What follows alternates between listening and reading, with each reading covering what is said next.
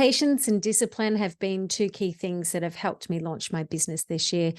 And running a business can be an emotional roller coaster, to be sure, especially when you're doing it on your own. And the reality is, most overnight successes took a long time to create. Welcome to episode 10 of Content Catalyst. I'm your host, Deb Szabo. And in today's podcast, I want to share with you 12 things I've learned this year about setting up my business.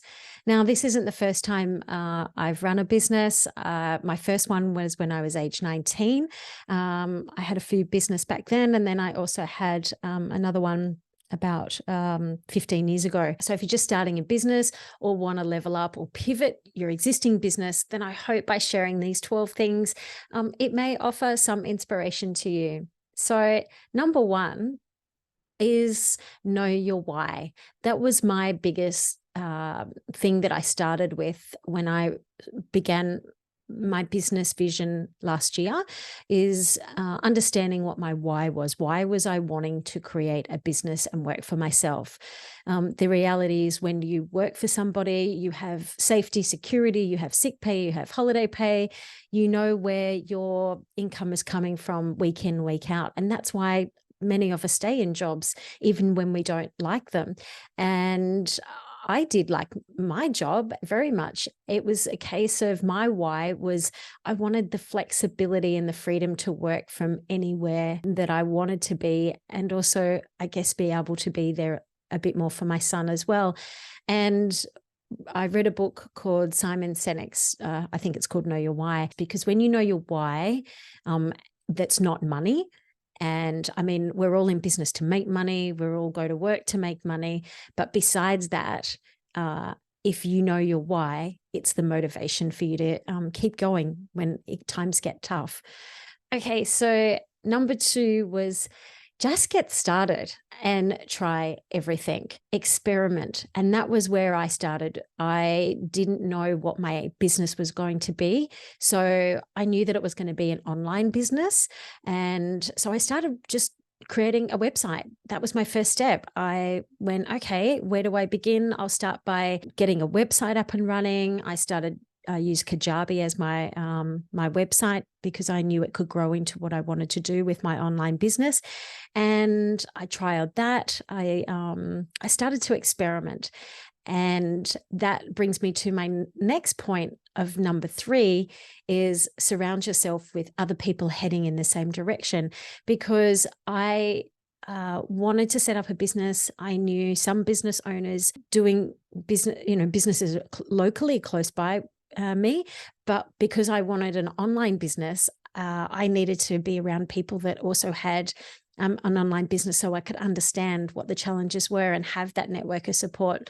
Which brings me to number four, and that was join a coaching group. You don't know what you don't know. And even though I am a marketing strategist and it's what I've done forever, I know that very, very well. However, there was a lot of things that I didn't know about starting up an online business. And so I joined a business coaching group.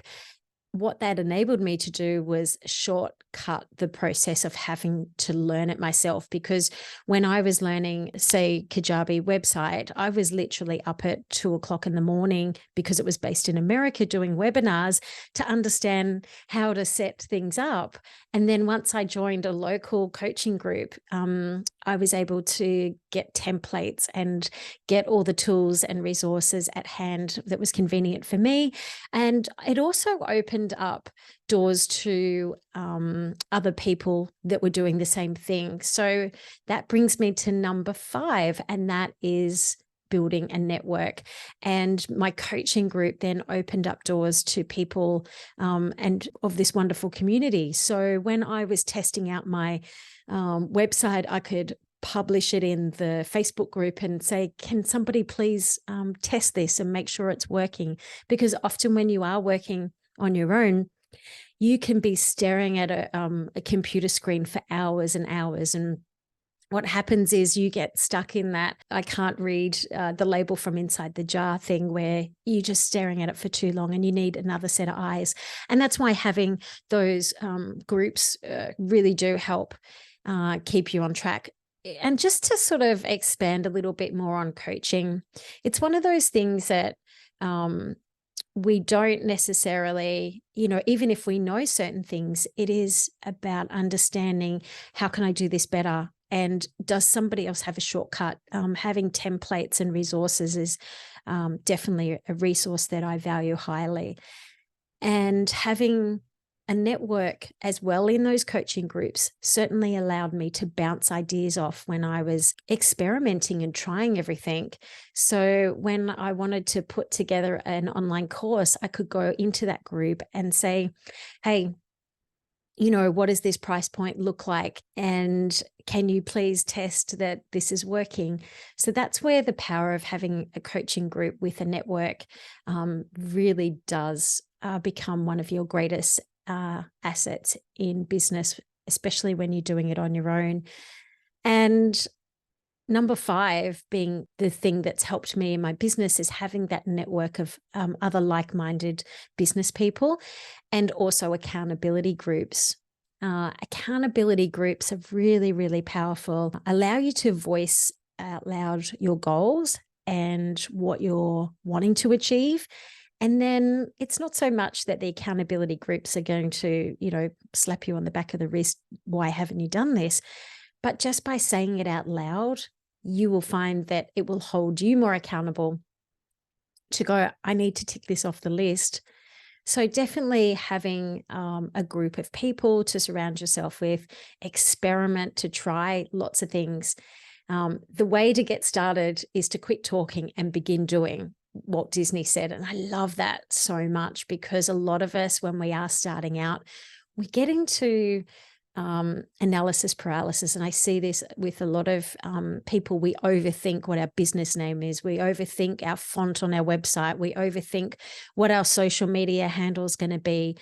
And we stop getting started because of that. It's a roadblock that comes up, and no one is not going to buy your thing because of the font or the color that you've used or haven't used on your website or your handle on Instagram. All of those things will help. However, get started is, the most important thing, and having a one foot in front of the other approach. It doesn't matter how small that movement is, it really will help you move forward in the right direction, as opposed to standing still, coming up against those roadblocks and not doing anything, and in fact going backwards. So that brings me to number 6, and that is post content and just show up. And that's the other thing that I often see within, some of my groups and people that I speak to, is they don't know what to make. They don't know what content. And I was in this position as well. When I started my Instagram account for my business, I didn't know what I was really going to be sharing, whether I was going to niche down in this area or this area. So I just started showing up, and I posted a reel every day, and I started to get more people follow me every day. So again, just one step in front of the other. And even if it's not the right content, even if you change your name afterwards, that's okay. And I did both of those things. I began my Instagram channel a year ago, and I just thought, you know what, I'm going to do a 30-day challenge and make a reel every day and just see how far that got me. Now, if you go back to what I originally said, 2 of the things that really made a difference for me in business was patience and discipline. Patience, because often when we see Instagram and, there's all these influencers going, I'm, got 10,000 new followers this week. And I'm like, good for you. It's like, I got 1, and that's okay. Because the reality is, when you are starting out, you have to have patience that you're not going to probably get 10,000 followers in the first week. It's really about showing up as you, and just document what you do, share what you do, because you can always adapt and show up differently later. I actually had a different name for both my website and my social media accounts when I started. And then I got way into the next month and went, no, that's too long. It's not resonating, even though it was a highly optimized and with SEO, it wasn't ringing true to where I needed to be. So then I just went back and went under my own name with my business. So that's okay too, to then be able to, change your mind. But the most important thing is you just got to get started. So just post content. And if you look at a lot of creator accounts that are doing really, really well, and you go back to some of their original videos, and I think of one creator in the beginning, she had a YouTube channel and she teaches video as well. And she, tells her story about when she started, she was just making lifestyle videos and it didn't really grow anywhere for her. And it wasn't until that she really started to niche down on what she's doing now that she, her channel expanded. But she had to start somewhere. And because I, love helping people be seen and recognized and heard through video marketing.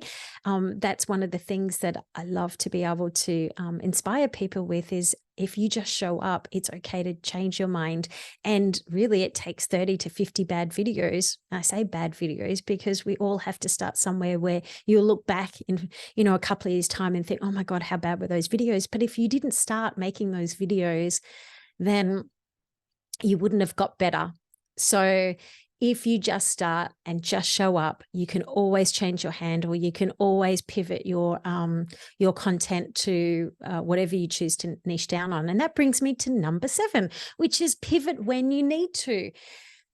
So it doesn't matter what your business name is when you start, just start. It's better to have a website up there. Now, obviously, you don't want to have to go back and redo things if you can avoid it, but it's okay if you have to.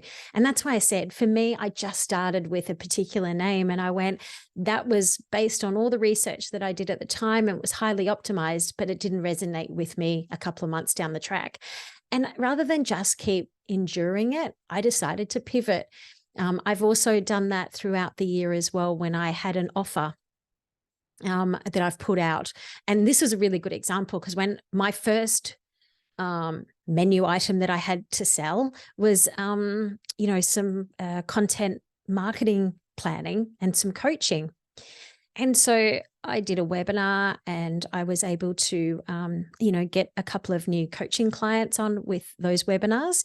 And that was great because I could help people set up their social media accounts and get them moving forward with that because I knew that that would help grow their business. I started sharing content and I was then becoming known as the Instagram girl. And I'm like, but I'm more than just your social media coach. I'm full marketing strategist. And so I didn't want to I then became known as the videographer because I, teach people video marketing. And I also didn't want to be a videographer as my number one profession every day because I do so much more. However, what I was starting to get known for were those couple of things. And that's when I had to go, hang on a sec, what message am I putting out? And that's when I had to pivot my message to be more aligned with where I wanted to go. But it was okay for me to get to that point and build that in my repertoire. And yes, I can do both of those things very easily. And I love doing both of those things, but it was only just one small component of my big picture of what I could help people with. And that's why I say it's okay to pivot when you need to. If you feel that something is not resonating, then turn and pivot and try something else. Experiment, which is back to number 2 again, experiment and try things. So brings me to number 8, knuckle down when you need to. And as I mentioned before, patience and discipline are 2 key things in business. And discipline is one of the biggest things that I've had this year. I do have a tendency to work a lot, and that's because I am on a mission to, make a difference and get things set up. And I believe that you do sometimes need to knuckle down and do the hard yards if you want to move the needle forward. Because rather than sitting there watching Netflix at night, I would come into my office and just do an hour or 2. And an hour or 2 is enough to, again, move the needle forward. What's going to, how am I going to be able to complete my website this week? It's just by, doing 30 minutes in the morning before I start work, whatever it is. Especially if you are still working full time, like I was initially. And now one of my biggest challenges is always, now I've got clients that I help, is I love helping them so much. And I'm helping them during the week, but I also have to be disciplined to know that Monday is my day that I get to work on my business. And I block that out in my calendar. I also put a couple of nights a week aside as well that I will work on my business rather than in the business. And, this year I've said no to, many things because of it. And that's okay, because I know that I can see the big picture in things. So that's that discipline as well. Some days I just don't feel like showing up. And then I'm just like, okay, well, what about if I just, sat in bed tonight with my laptop and just, finish the landing page that I'm doing? They're the little things that will help make a difference and move forward. But it takes that discipline. I've spent many weekends this year working, and again, I'm not planning on working, every weekend for the rest of my life. It's just a short-term thing that I needed to, do the hard yards now so I can have an easier life later. And that brings me to number 9, is take risks. Because being an entrepreneur or a business owner, it does involve being able to take a risk and know that you may have to sacrifice going without certain things, and you may not have a regular income to fall back on. And there are also times where you think, I could stay safe in my existing business, and if I just carried along and just did this. But sometimes taking a big risk, it's scary. But if you've already got an existing business, for example, is taking those big risks can really help you, elevate you to the next level. But you have to be, really willing to jump into the abyss and just trust. If it feels right, do it. And that's the part of risk. I'm not saying go out and be silly, foolish. It's like, okay, so that brings me to number 10, is I think a lot. I have ideas that sprout out of my head all the time. And so how I channel it and funnel it is I journal. And I have probably, I think this year I counted like 10 journal books that I write things in. And I have one for my business, I have one for my clients, I have one for my ideas, I have one for my personal life. So I've got all these different books, whether that's right or wrong. But it just enables me to be able to brain dump all the things out of my head. It also helps me calmly go to bed and not have to sit there and process things over and over in the middle of the night. I went and did a mastermind this year with Christina Carlson, was one of the presenters, who is the journaling queen. And, we've got these beautiful journals, and she talked about how journaling has been such an important part of her life, but it's also been the source of where some of her best ideas in her business came from as well. So journaling really helps you to minimize that overthinking. If you've got a brain that you stress and you overthink and you get anxious or anything like that, journaling can really help to bring it down. When it's out of your brain and on paper, it doesn't look so bad. And it also helps to create action steps as well. And brings me to my next thing, number 11, which is plan, plan, and plan. Now, I have, even if you don't know what you're going to be doing, how do you plan when you don't know what you're going to be doing? Well, last year, end of last year, I got a planning calendar, and I started to put all of the things on my planning calendar for this year, for 2023, on the planning calendar. Now, I didn't know what they were going to be. I just knew that I wanted to do a workshop. I just knew I wanted to launch my course. I just knew that I wanted to go away to this place. I knew I wanted to do this retreat. So even if you don't know what your business is, or, you're pivoting your business, I just say plan it. Just plan it, because if you start to dream it and you think about what are the possibilities, where would I like to be in my business, and you actually put it on a planning calendar, I reckon at the moment, 95% of what I put on my planning calendar has actually come true. And they were literally all big dreams. So plan, even if you don't know what to plan, just plan what you would like to do, because it will make it come and manifest itself in many ways that you can't even imagine. So planning, have a planning calendar, plan out your year, and making it so much easier to break down the steps and the tasks and the resources that you need to have to help you achieve your goal. Okay, so number 12 brings me to invest in yourself. That was one of my biggest things that I did this year, is invest in myself. I joined a coaching business group. That was a big investment for me.